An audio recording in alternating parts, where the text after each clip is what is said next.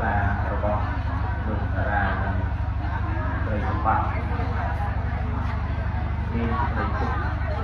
ព្រៀងប្រាប់យ៉ាងក្រៃលែងរកអ្វីដែលព្រៀងទៅបានឡើយតែសេចក្តីទុកនេះគឺជាការប្រត់ប្រាស់រីកបងប្រុសទីកន្លែងរបស់គាត់ប្រត់ប្រាស់លោកចៅបងប្អូនមួយរបស់កំពុងតែពេញការប្រត់ប្រាស់នេះគឺជាការប្រត់ប្រាស់ពីការតែមួយតែមិនមានថ្ងៃនឹងជួបវិញបើសិនបើការប្រត់រស់យើងសង្ឃឹមថា10ថ្ងៃ10ឆ្នាំឬក៏រយៈពេលណាមួយយើងនឹងអាចទទួលទៅវិញប៉ុន្តែការដែលប្រត់ស្លាប់គឺមិនមានថ្ងៃជួបវិញឡើយនេះគឺជាច្បាប់ធម្មជាតិដែលបានដាក់តែឡើងហើយក៏មិនមានប្រព័ន្ធណាដែលអាចពិចារណាបានឡើយចឹងនៅក្នុងគ្រួសារនីមួយៗមានថាគ្រួសារណាថាមិនមានសមាជិកគ្រួសារណាមួយតែស្លាប់ទេសុទ្ធតែមានទាំងអស់នេះថ្ងៃមុនពុកកអូបកយាយផថ្ងៃនេះមួយវិសាលថ្ងៃបន្តទៀតមិនដឹងថាទៅលើរូបកាយរបស់អ្នកណាមួយឡើយហើយក៏មិនមានបុគ្គលណាអាចនឹងថាពិចារណាព្រោះតែថាមុននឹងក្រោយហើយច្បាស់ធម្មជាតិគឺអត់ឲ្យយើងដឹងទេថាថាយើងដឹងបាត់យើងមិនឃើញvà như người thầy làm công chuyện mà chủ đề thìគឺកាយសាហាវទូទៅដាក់ចឹងអ្វីដែលយើងអាចយកបានគឺដីរហូតការដែលស្លាប់ដល់ហើយគឺមិនអាចយកអ្វីបានទេទោះបីតែខោអាវដែលដាក់នៅលើខ្លួនសពក៏សពមិនអាចយកទៅបានដែរបាទចឹងទេដោយtay ở bọc này tay sọc này tay sửa lại các bộ thì xa và phát phong tròn pro và chi viện của vót đây riêng nam pháo video vật hà chi viện ở vót đương nhiên pháo sẵn gặp một lúc tay sẵn gặp một lắc đương nhiên video vật hà và tròn tròn lai ta một tay lắc và đặt tay tayហើយកំពុងតឲ្យខ្ញុំអាននៅវីដេអូបន្ថែមបន្ថែមនេះចឹងមុននឹងខ្ញុំដាក់ណាបាទអាននៅវីដេអូបន្ថែមបន្ថែមនេះខ្ញុំដាក់ណាសម្រាប់ទុនតាមអត្ថយ៉ាងនេះគ្រប់របស់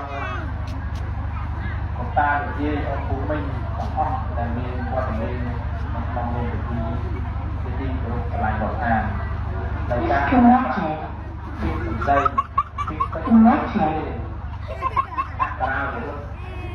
ឬក៏ដំណើរតាមខេត្តតាមមួយគ្រប់គ្រប់ដល់ប្រការណាមួយនោះក៏សូមមេត្តាអន្តេទៅដល់បណ្ដាផងចឹងខ្ញុំបាទសូមធ្វើការអាននៅវិទ្យុថាអូតចូលក្បាច់ចិត្តតាឯងមិនថតធ្វើក្បាច់ចិត្តតាឯងឡើងបងប្រុសមុខតារាវិសាលបានកើតនៅថ្ងៃអង្គារ10កើតខែចែកឆ្នាំជូតសមុទ្រពុទ្ធសករាជ2551ត្រូវនៅថ្ងៃទី15ខែមេសាឆ្នាំ2008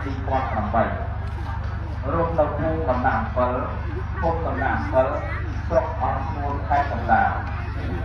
សប្តាហ៍ជានិស្សិតឆ្នាំទី1មានឪពុកឈ្មោះបុញសុភារានិងម្ដាយឈ្មោះមូលសម្បត្តិហើយមានបងប្អូនបង្កើតចំនួន3នាក់អូនប្រុសម្នាក់ឈ្មោះតារាវិសិទ្ធនិងប្អូនស្រីម្នាក់ឈ្មោះតារាផុងមៃលីកតាំងពីកុមារភាពកូនប្រុសវិសាលគឺជាកូនដែលស្ដាប់ដំបូន្មានឪពុកម្ដាយយាយតាអូនភូមីជាក្មេងដែលខិតខំរៀនសូត្រ នឹងជាកូនដែលចេះជួយធ្វើកិច្ចការងារឪពុកម្ដាយមានចរិតស្លូតបូតជាកូនកតញ្ញូដឹងគុណឪពុកម្ដាយដែលមិនប្រព្រឹត្តអំពើអបាយមុខទាំងឡាយទាំងពួងនាំឲ្យអាប់អោនដល់គ្រួសារឡើយ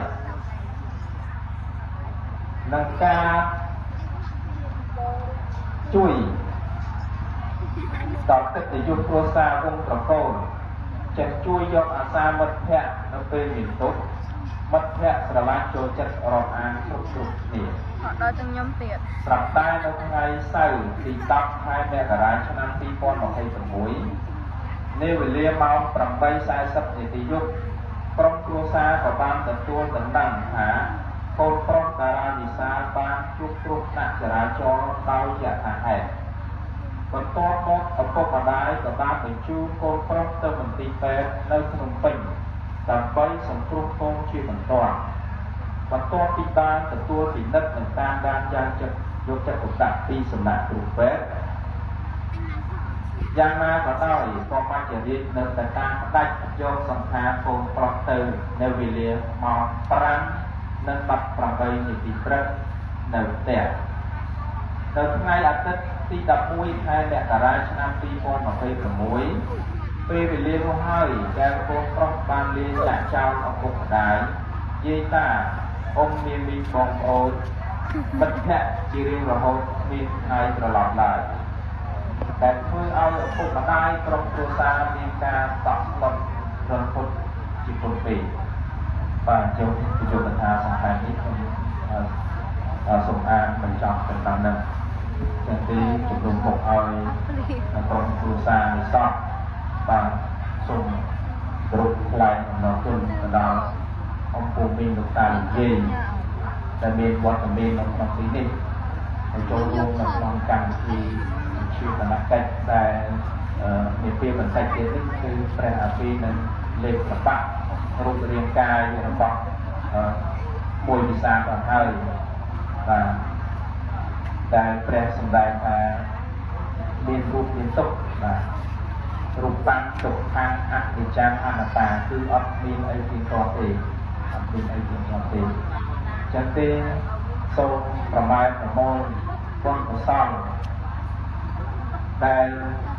បានធ្វើនៅថ្ងៃនេះក្រុមគ្រួសារបានធ្វើរួចធ្វើនៅថ្ងៃនេះមួយចំណែកសូមឧទ្ទិសទៅដល់សពអូនវិសាលអញ្ចឹងទោះបីអូនស្លាប់ទៅហើយតែដួងវិញ្ញាណរបស់បងប្អូន